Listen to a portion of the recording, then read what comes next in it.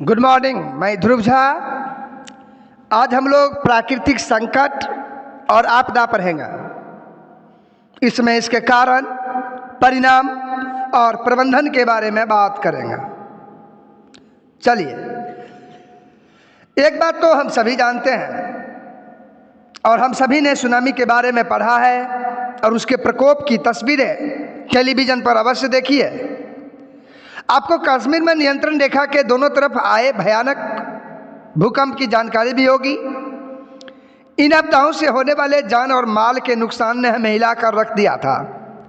ये परिघटनाओं के रूप में क्या है और कैसे घटती है, हम इनसे जो है अपने आप को कैसे बचा सकते हैं, ये कुछ सवाल हैं जो हमारे दिमाग में आते हैं। यहाँ हम इन्हीं सवालों का विश्लेषण करने की कोशिश करेंगे। परिवर्तन प्रकृति का नियम है। यह एक लगातार चलने वाली प्रक्रिया है जो विभिन्न तत्वों में, चाहे वो बड़ा हो या छोटा, पदार्थ हो या अपदार्थ, अनवरत चलती रहती है और हमारे प्राकृतिक और सामाजिक सांस्कृतिक पर्यावरण को प्रभावित करती है। यह प्रक्रिया हर जगह व्याप्त है, परंतु इसके परिणाम, सघनता और पैमाने में अंतर होता है। ये बदलाव धीमी गति से भी आ सकते हैं, जैसे स्थलाकृतियों और जीवों में। ये बदलाव तेज गति से भी आ सकते हैं, जैसे ज्वालामुखी विस्फोट, सुनामी, भूकंप, तूफान इत्यादि। इसी प्रकार का जो है प्रभाव, इसका प्रभाव जो है वो छोटे क्षेत्र तक सीमित हो सकता है, जैसे आंधी, कर्कापात और टॉर्नेडो, और इतना व्यापक हो सकता है जैसे भूमंडलीय उष्णीकरण और ओजोन परत का ह्रास। इसके अतिरिक्त परिवर्तन का विभिन्न लोगों के लिए भिन्न भिन्न अर्थ होता है। यह इनको समझने की कोशिश करने वाले व्यक्ति के दृष्टिकोण पर निर्भर करता है। प्रकृति के दृष्टिकोण से परिवर्तन मूल्य तटस्थ होता है, यानी ना अच्छा होता है और ना बुरा होता है। लेकिन इसी में अगर मानव दृष्टिकोण से परिवर्तन मूल्य बोझिल होता है। तो कहने का मतलब, इसी में जो है कुछ जो है परिवर्तन भी होते हैं जो कि परिवर्तन अपेक्षित और अच्छे होते हैं, जैसे ऋतुओं में परिवर्तन, फलों का पकना आदि। जब कुछ परिवर्तन अनपेक्षित और बुरे होते हैं, जैसे भूकंप, बाढ़ और युद्ध।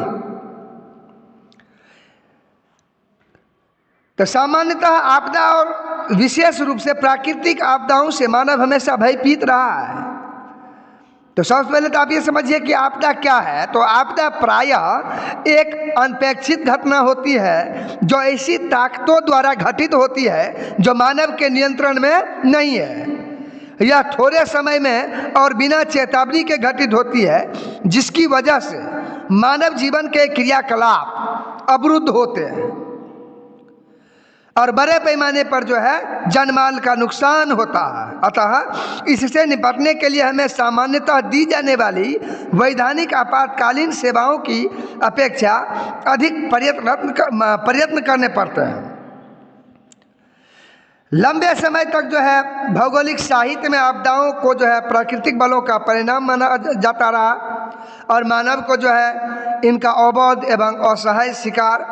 परंतु प्राकृतिक बल ही आपदाओं के एकमात्र कारक नहीं है। आपदाओं की उत्पत्ति का संबंध मानव क्रियाकलापों से भी है।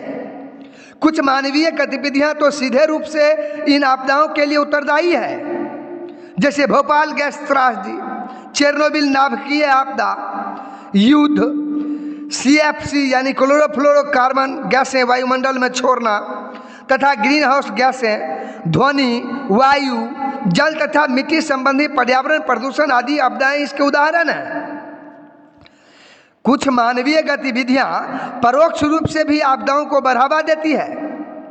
वनों को काटने की वजह से भूस्खलन और बाढ़, भंगुर जमीन पर निर्माण कार्य और अवैज्ञानिक भूमि उपयोग जो है वो कुछ उदाहरण है जिनकी वजह से आपदा परोक्ष रूप से प्रभावित होती है।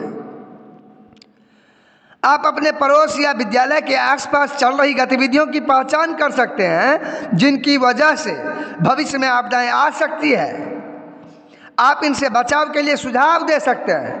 यह सर्वमान्य है कि पिछले कुछ सालों से मानवकृत आपदाओं की संख्या और परिणाम दोनों में ही वृद्धि हुई है और कई स्तर पर ऐसी घटनाओं से बचने के भरसक प्रयत्न किए जा रहे हैं।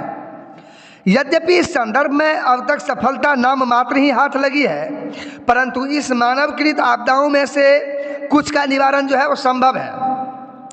इसके विपरीत प्राकृतिक आपदाओं पर रोक लगाने की संभावना बहुत कम है। इसीलिए सबसे अच्छा तरीका है इनके असर को कम करना और इनका प्रबंध करना। इस दिशा में विभिन्न स्तरों पर कई प्रकार के ठोस कदम उठाए गए हैं, जिनमें भारतीय राष्ट्रीय आपदा प्रबंधन संस्थान की स्थापना जो कि 1993 में रियो डी जेनेरो जो कि ब्राज़ील में जो है भूशिखर सम्मेलन, और मई 1994 में जो है याकोहामा जापान में जो है आपदा प्रबंधन पर विश्व संगोष्ठी आदि जो थे, विभिन्न स्तरों पर इस दिशा में उठाए जाने वाले ठोस कदम हैं। प्रायः यह देखा गया है कि विद्वान आपदा और प्राकृतिक संकट शब्दों का इस्तेमाल एक दूसरे की जगह पर कर लेते हैं। ये दोनों एक दूसरे से संबंधित हैं, परंतु फिर भी इनमें अंतर है। इसीलिए इन दोनों में जो है भेद करना आवश्यक है। प्राकृतिक संकट प्राकृतिक पर्यावरण में जो है वो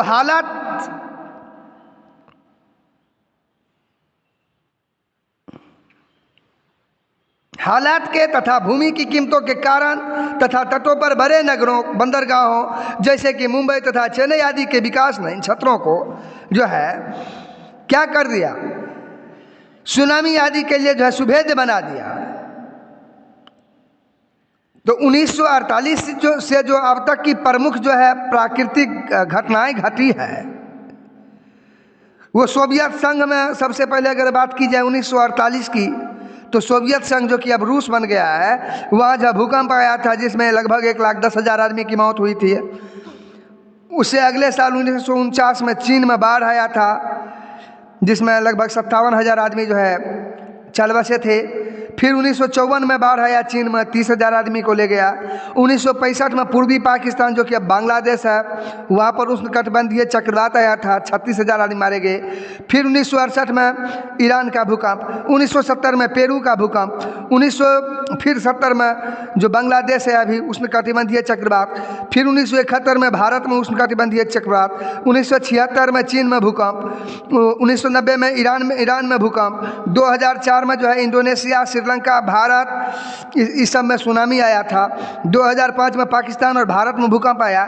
2011 में जापान में जो है सुनामी आया। तो ये सब जो आप देख रहे हैं ये प्राकृतिक जो है आपदाएं हैं, ये सब जो है घट चुकी है।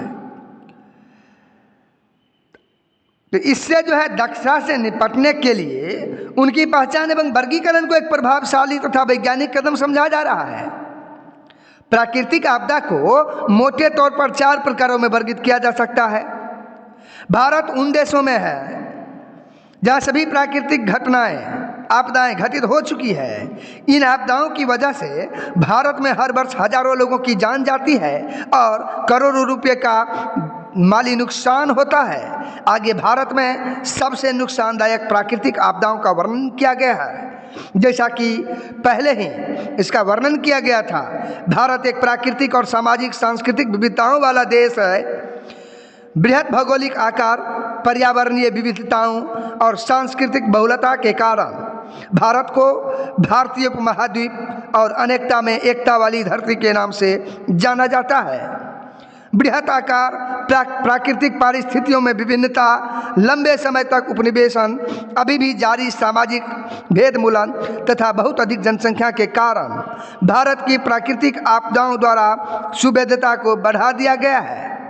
इन प्रेक्षणों को भारत की कुछ एक मुख्य प्राकृतिक आपदाओं के वर्णन द्वारा स्पष्ट किया जा सकता है। अब हम लोग बात करेंगे भूकंप के बारे में। भूकंप सबसे ज़्यादा अपूर्व सूचनीय और विध्वंसक प्राकृतिक आपदा है। आपने पहले ही प्राकृतिक भूगोल के सिद्धांत में भूकंपों के बारे में पढ़ा होगा।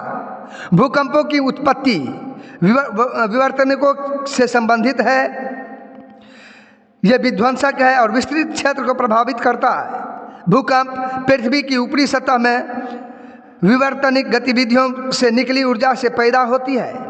इसकी तुलना में ज्वालामुखी विस्फोट, चट्टान गिरने, भूस्खलन, जमीन के अवतलन यानी धंसने वगैरह के, बांध हुआ जलाशयों के बैठने इत्यादि से आने वाला भूकंप कम क्षेत्र को प्रभावित करता है और नुकसान भी कम पहुंचाता है। जैसा कि इंडियन प्लेट प्रतिवर्ष उत्तर व उत्तर पूर्व की दिशा में 1 सेंटीमीटर खिसक रही है, परंतु उत्तर में स्थित यूरेशियन प्लेट इसके लिए अवरोध पैदा करती है। परिणाम स्वरूप इन प्लेटों के किनारे लॉक हो जाते हैं और कई स्थानों पर लगातार ऊर्जा संग्रह होता रहता है। अधिक मात्रा में ऊर्जा संग्रह से तनाव बढ़ता है और दोनों प्लेटों के बीच लॉक टूट जाता है और एकाएक ऊर्जा मोचन से हिमालय के चाप के साथ भूकंप आ जाता है। इससे प्रभावित मुख्य केंद्र शासित प्रदेशों और राज्यों में जम्मू और कश्मीर, लद्दाख, हिमाचल प्रदेश, उत्तराखंड, सिक्किम, पश्चिम बंगाल का दार्जिलिंग उपमंडल तथा उत्तर पूर्व के 7 राज्य शामिल हैं। इन क्षेत्र के अतिरिक्त मध्य पश्चिमी क्षेत्र विशेषकर गुजरात और महाराष्ट्र, इसमें कुछ प्रचंड भूकंप आए हैं। लंबे समय तक भूवैज्ञानिक प्रायद्वीपीय पठार, जो कि सबसे पुराना, स्थिर और प्रौढ़ भूभाग है, इस पर आए भूकंपों की व्याख्या करने में कठिनाई महसूस करते हैं। कुछ समय पहले भूवैज्ञानिक ने एक नया सिद्धांत प्रतिपादित किया है, जिसके अनुसार लातूर और ओस्मानाबाद के नज़दीक भीमा नदी के साथ साथ एक भ्रंश रेखा विकसित हुई है। इसके साथ ऊर्जा संग्रह होता है तथा इसकी विमुक्ति भूकंप का कारण बनती है। इस सिद्धांत के अनुसार संभवतः इंडियन प्लेट टूट रही है। राष्ट्रीय भूभौतिकी प्रयोगशाला, भारतीय भूगर्भीय सर्वेक्षण, मौसम विज्ञान विभाग और भारत सरकार और इसके साथ कुछ समय पूर्व बने राष्ट्रीय आपदा प्रबंधन संस्थान ने भारत में आए 1200 भूकंपों का गहन विश्लेषण किया और भारत को जो है 5 भूकंपीय क्षेत्रों में बांटा। उसमें पहला जो है वो अति अधिक क्षति जोखिम क्षेत्र में बांटा गया है, दूसरे को अधिक क्षति जोखिम क्षेत्र, तीसरे को मध्यम क्षति जोखिम क्षेत्र, चौथे को निम्न क्षति जोखिम क्षेत्र और पांचवें को अति निम्न क्षति जोखिम क्षेत्र। इनमें से पहले 2 क्षेत्रों में भारत के सबसे प्रचंड भूकंप अनुभव किए गए हैं। भूकंप सुभेद क्षेत्रों में उत्तरी पूर्वी प्रांत, दरभंगा से उत्तर में स्थित क्षेत्र तक, अररिया, उत्तराखंड, पश्चिमी हिमाचल प्रदेश, कश्मीर घाटी और कच्छ शामिल हैं। ये अति अधिक क्षति जोखिम क्षेत्र का हिस्सा है। जम्मू और कश्मीर, लद्दाख और हिमाचल प्रदेश के बचे हुए भाग, उत्तरी पंजाब, हरियाणा का जो है पूर्वी भाग, दिल्ली, पश्चिम उत्तर प्रदेश और उत्तर बिहार अधिक क्षति जोखिम क्षेत्र में आते हैं। देश के बचे हुए भाग मध्य तथा निम्न क्षति जोखिम क्षेत्र हैं। भूकंप से सुरक्षित समझे जाने वाले क्षेत्रों का एक बड़ा हिस्सा दक्कन पठार के स्थित भूभाग में पड़ता है। भूकंप के सामाजिक पर्यावरणीय परिणाम यह है कि भूकंप के साथ भय जुड़ा है, क्योंकि इसमें बड़े पैमाने और बहुत तीव्रता के साथ भूतल पर विनाश होता है। अधिक जनसंख्या घनत्व वाले क्षेत्रों में यह आपदा कहर बरसाती है। यह न सिर्फ बस्तियों, बुनियादी ढांचों, परिवहन व संचार व्यवस्था, उद्योग और अन्य विकासशील क्रियाओं को ध्वस्त करता है, अपितु लोगों के पीढ़ियों से संचित पदार्थ और सामाजिक सांस्कृतिक विरासत भी नष्ट कर देता है। यह लोगों को बेघर कर देता है और इसमें विकासशील देशों की जो कमज़ोर अर्थव्यवस्था है उस पर जो है गहरी चोट पहुंचाता है। इसके अतिरिक्त भूकंप के कुछ गंभीर और दूरगामी पर्यावरणीय परिणाम हो सकते हैं। पृथ्वी की भूप्रपट्टी पर धरातलीय भूकंपीय तरंगें दरारें डाल देती है, जिसमें से वे पानी और दूसरा ज्वलनशील पदार्थ बाहर निकल आता है और आस पड़ोस को डुबो देता है। भूकंप के कारण भूस्खलन भी होता है, जो नदी वाहिकाओं को अवरुद्ध कर जलाशयों में बदल देता है। कई बार नदियां अपना रास्ता बदल लेती है, जिससे प्रभावित क्षेत्र में बाढ़ और दूसरी ओर दूसरी आपदाएं आ जाती हैं। दूसरी आपदाओं की तुलना में भूकंप अधिक विध्वंसकारी है, चूँकि यह परिवहन और संचार व्यवस्था भी नष्ट कर देते हैं, इसीलिए लोगों तक राहत पहुंचाना कठिन होता है। भूकंप को रोका नहीं जा सकता है, अतः इसके लिए विकल्प यह है कि इस आपदा से निपटने की तैयारी रखी जाए और इससे होने वाले नुकसान को कम किया जाए। इसके अंतर्गत सबसे पहले क्या करना है तो भूकंप नियंत्रण केंद्रों की स्थापना की जाए, जिससे भूकंप संभावित क्षेत्रों में लोगों की सूचना पहुंचाई जा सके। जीपीएस की मदद से प्लेट हलबल का पता लगाया जा सके। दूसरा, देश में भूकंप संभावित क्षेत्रों का सुभेद्यता मानचित्र तैयार करना और संभावित जोखिम की सूचना लोगों तक पहुंचाना तथा उन्हें इसके प्रभाव को कम करने के बारे में शिक्षित करना। तीसरा, भूकंप प्रभावित क्षेत्रों में घरों के प्रकार और भवन डिजाइन में सुधार लाना। ऐसे क्षेत्रों में ऊंची इमारतें, बड़े औद्योगिक संस्थान और शहरीकरण को बढ़ावा न देना।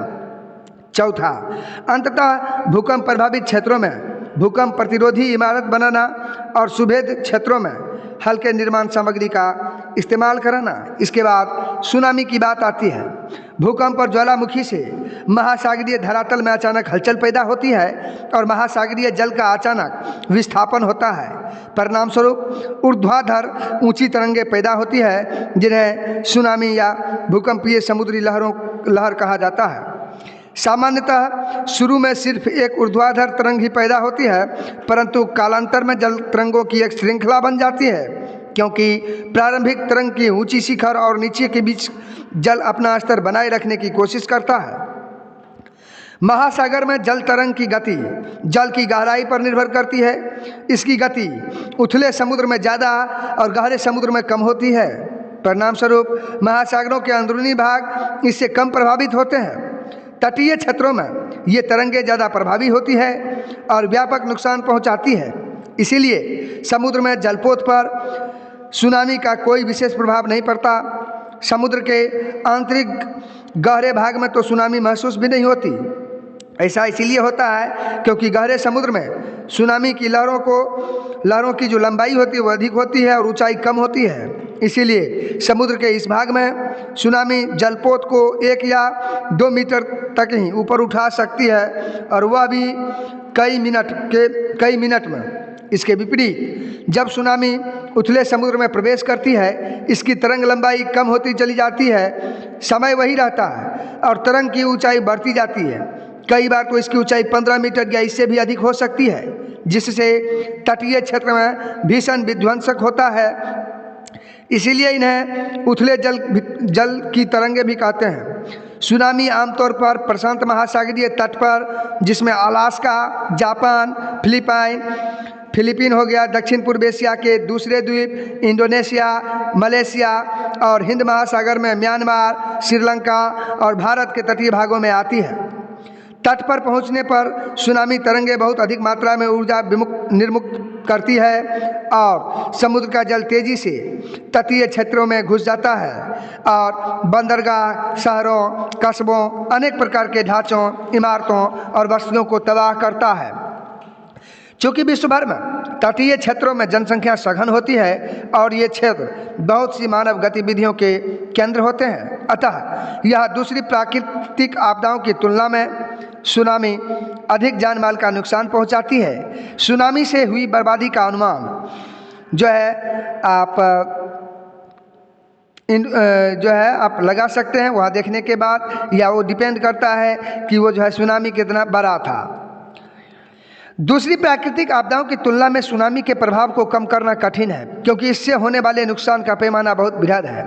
किसी अकेले देश या सरकार के लिए सुनामी जैसी आपदा से निपटना संभव नहीं है, अतः इसके लिए अंतर्राष्ट्रीय स्तर के जो है प्रयास आवश्यक हैं।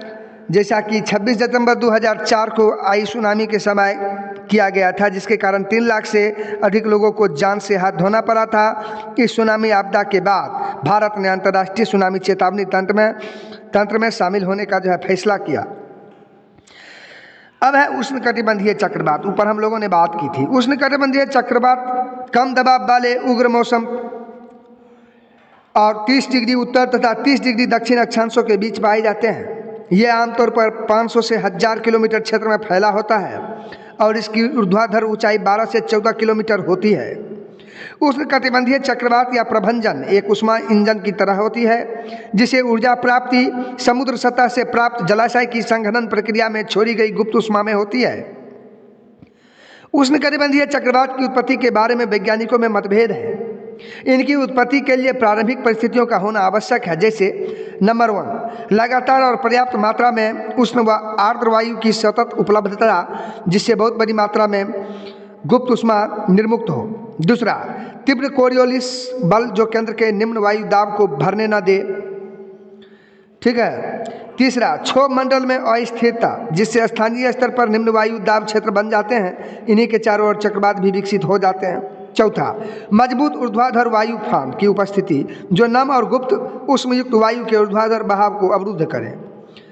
उष्णकटिबंधीय चक्रवात की संरचना की अगर हम बात करें, उष्णकटिबंधीय चक्रवात में वायु दाब प्रवणता बहुत अधिक होती है। चक्रवात का केंद्र गर्म वायु तथा निम्न वायु दाब और मेघ रहित क्रोर होता है। इसे जो है तूफान की आंख कहा जाता है। सामान्यतः समदाब रेखाएं एक दूसरे के नज़दीक होती है, जो उच्च वायुदाब प्रवणता का प्रतीक है। वायुदाब प्रवणता 14 से 17 मिलीबार पर 100 किलोमीटर के आसपास होता है, तो कई बार यह 60 मिलीबार पर 100 किलोमीटर तक हो सकता है। केंद्र से पवन पट्टी का विस्तार 10 से 150 किलोमीटर तक होता है।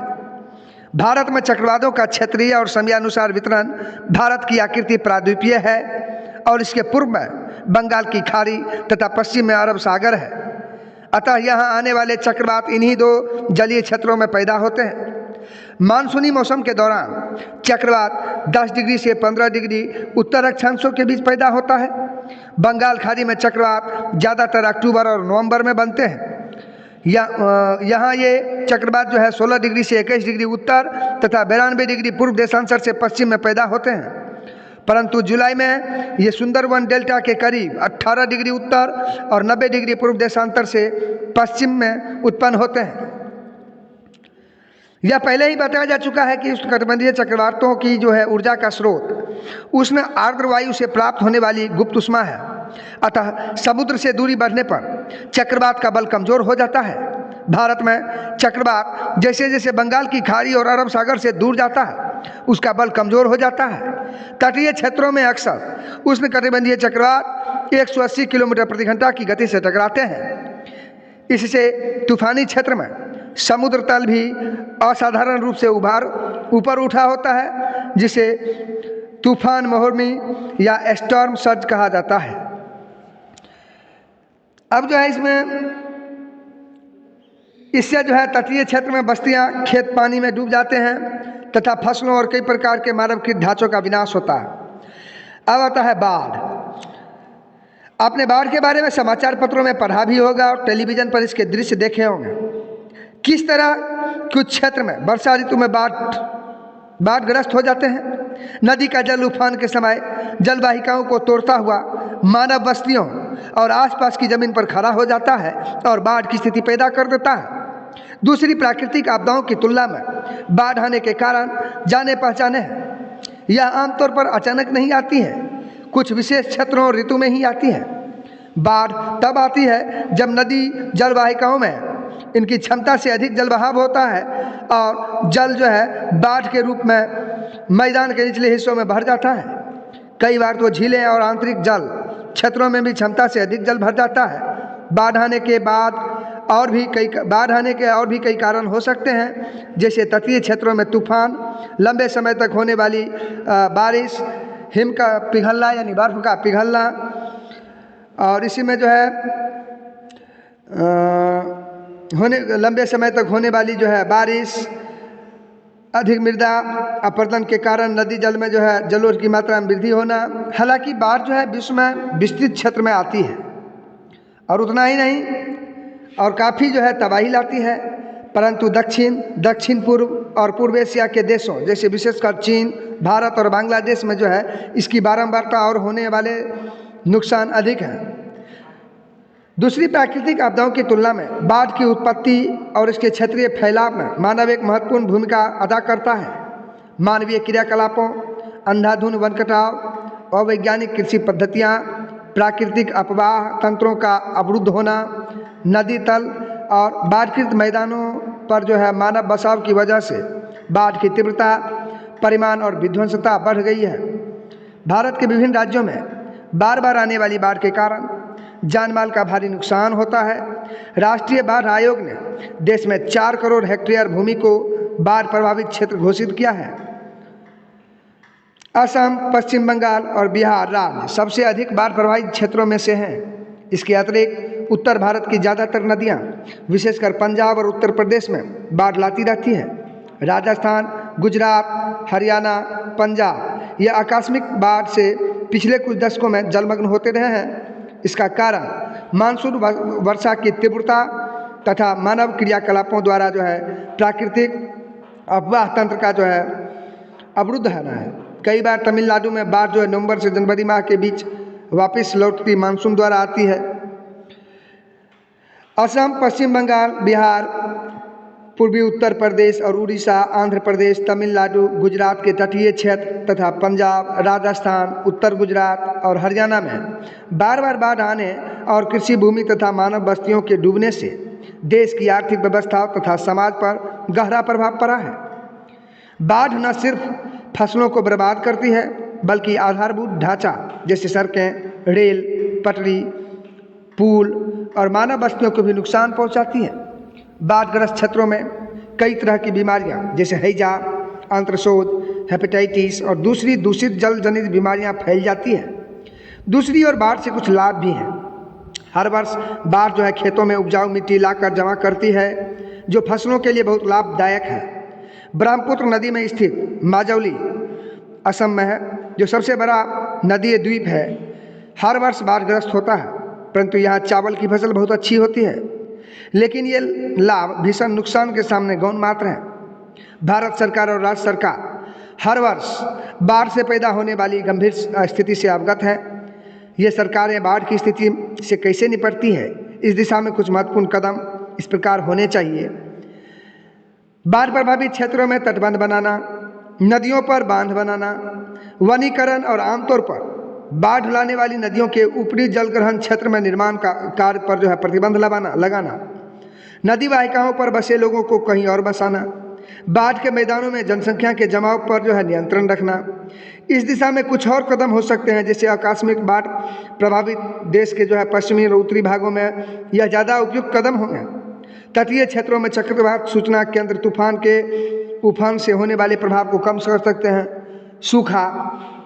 सूखा एक ऐसी स्थिति को कहा जाता है जब लंबे समय तक कम वर्षा, अत्यधिक वाष्पीकरण और जलाशयों तथा भूमिगत जल के अत्यधिक प्रयोग से भूतल पर जल की कमी हो जाए। सूखा एक जटिल परिघटना है जिसमें कई प्रकार के मौसम विज्ञान संबंधी तथा अन्य तत्व जैसे वृष्टि, वाष्पीकरण, वाष्पोत्सर्जन, भौमजल, मृदा में नमी, जल भंडारण व भरण, कृषि पद्धतियाँ, विशेषतः उगाई जाने वाली फसलें, सामाजिक आर्थिक गतिविधियाँ और पारिस्थितिकी शामिल है। सूखे के प्रकार में मौसम विज्ञान संबंधी सूचना, यह एक ऐसी स्थिति है जिसमें लंबे समय तक अपर्याप्त वर्षा होती है और इसका सामयिक और स्थानिक वितरण भी असंतुलित होता है। उसका कृषि सूखा, इसे भूमि आर्द्रता सूखा भी कहा जाता है। मिट्टी में आर्द्रता की कमी के कारण फसलें मुरझा जाती हैं। जिन क्षेत्रों में 30% से अधिक कुल बोए गए क्षेत्र में सिंचाई होती है उन्हें भी सूखा प्रभावित क्षेत्र नहीं माना जाता है। उसके बाद जल विज्ञान संबंधी सूखा, यह स्थिति तब पैदा होती है जब विभिन्न जल संग्रहण, जलाशय, जलभूत और झीलें इत्यादि का स्तर वृष्टि द्वारा की जाने वाली जलापूर्ति के बाद भी नीचे गिर जाए। उसके बाद आता है प्राकृतिक सूखा। जब प्राकृतिक पारिस्थितिकी तंत्र में जल की कमी से उत्पादकता में कमी हो जाए और परिणाम स्वरूप पारिस्थितिक तंत्र में तनाव आ जाता है तथा वह क्षतिग्रस्त हो जाता है तो वह पारिस्थितिकी सूखा कहलाता है। भारत में अगर सूखेग्रस्त की बात की जाए तो भारतीय कृषि काफ़ी हद तक मानसून वर्षा पर निर्भर करती है। भारतीय जलवायु तंत्र में सूखा और बाढ़ महत्वपूर्ण तत्व है। कुछ अनुमानों के अनुसार भारत में कुछ भौगोलिक क्षेत्र के कुल भौगोलिक क्षेत्र का 19% भाग और जनसंख्या का 12% हिस्सा हर वर्ष सूखे से प्रभावित होता है। देश का 30% क्षेत्र सूखे से प्रभावित हो सकता है, जिससे 5 करोड़ लोग इससे प्रभावित हो सकते हैं। यह प्रायः देखा गया है कि जब देश के कुछ भागों में बाढ़ कहर ढा रही होती है, उसी समय दूसरे भाग में जो है सूखे से लोग जूझ रहे होते हैं। यह मानसून में परिवर्तनशीलता और इसके व्यवहार में अनिश्चितता का परिणाम है। सूखे का प्रभाव भारत में बहुत व्यापक है, परंतु कुछ क्षेत्र जहां ये बार बार पड़ते हैं और वहां जहां उनका असर अधिक है, सूखे की तीव्रता के आधार पर विभिन्न भागों में बांटा गया है। जैसे पहला हो गया अत्यधिक सूखा प्रभावित क्षेत्र। राजस्थान में ज़्यादातर भाग, विशेषकर अरावली के पश्चिम में स्थित मरुस्थली और गुजरात का कच्छ क्षेत्र अत्यधिक सूखा प्रभावित है।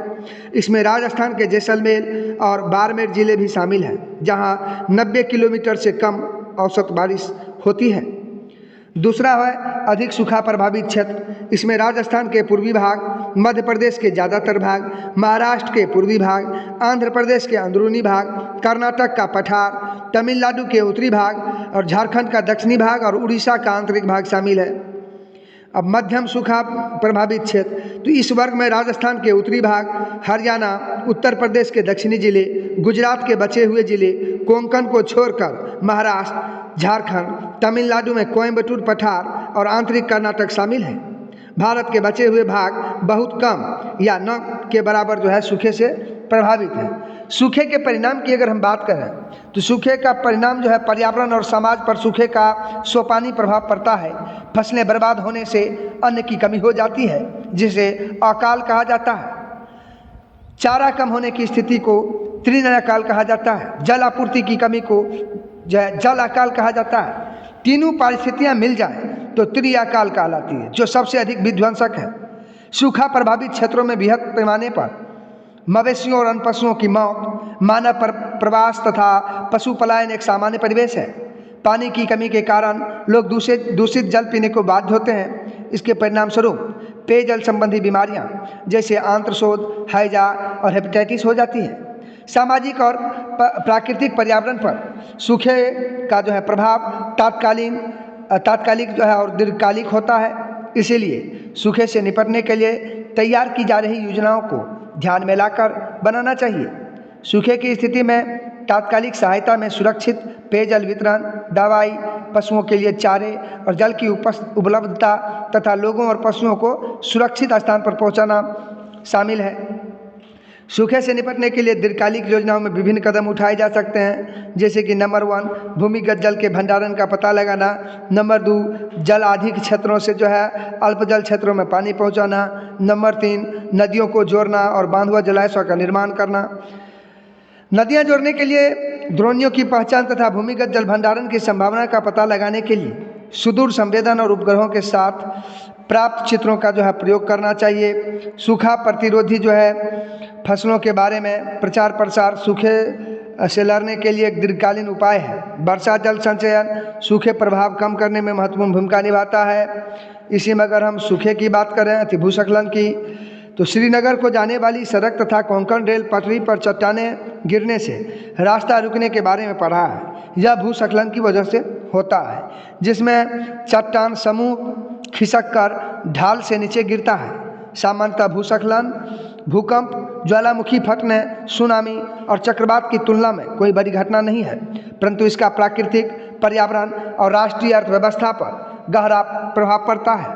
अन्य आपदाओं के विपरीत जो आकस्मिक, अनुन्वय तथा बृहत स्तर पर दीर्घ एवं प्रादेशिक कारकों से नियंत्रित है, भूस्खलन मुख्य रूप से स्थानीय कारणों से उत्पन्न होते हैं। इसीलिए भूस्खलन के बारे में आंकड़े एकत्र करना और इसकी संभावना का अनुमान लगाना न सिर्फ मुश्किल है अपितु काफ़ी महंगा पड़ता है। भूस्खलन को परिभाषित करना और इसके व्यवहार को जो है शब्दों में बांधना मुश्किल कार्य है, परंतु फिर भी पिछले अनुभवों, इनकी बारंबारता और इसके घटने को प्रभावित करने वाले कारकों जैसे भूविज्ञान, भूप्राकृतिक कारक, ढाल, भूमि उपयोग, वनस्पति आवरण और मानव क्रियाकलापों के आधार पर भारत को विभिन्न भूस्खलन क्षेत्रों में बांटा गया है। अब इससे आगे जो है हम लोग अगले पार्ट में बात करेंगे। आज के पार्ट में इतना ही, मिलते हैं अगले पार्ट में, तब तक के लिए जय हिंद।